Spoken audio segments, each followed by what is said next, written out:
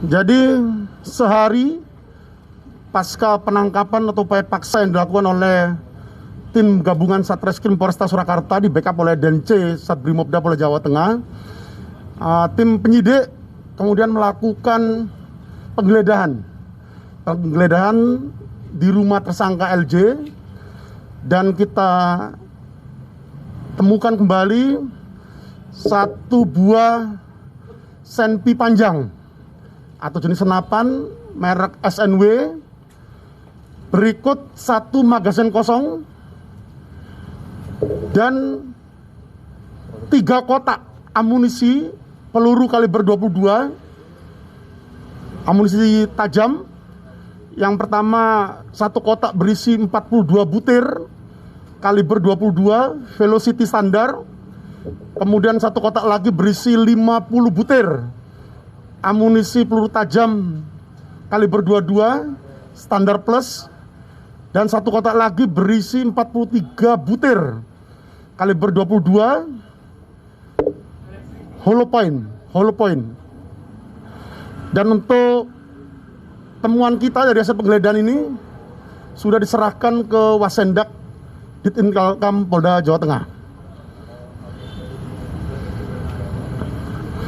Dari hasil penyidikan yang dilakukan oleh tim penyidik Satreskrim Polresta Surakarta, didapatkan motivasi penembakan yang dilakukan oleh tersangka LJ, yaitu sekira pada tahun 2008, tersangka LJ ini mengagungkan aset tanah dan bangunannya ke bank, dan kemudian karena tidak bisa membayar kewajiban angsuran ke bank, kemudian oleh bank dilakukan lelang. Lelang pada saat itu kemudian dimenangkan oleh saksi korban inisial I senilai 10M. Selanjutnya tersangka melalui beberapa rekan-rekannya mendapatkan informasi apabila bahwa aset tersebut sebenarnya bisa bernilai sampai 26M.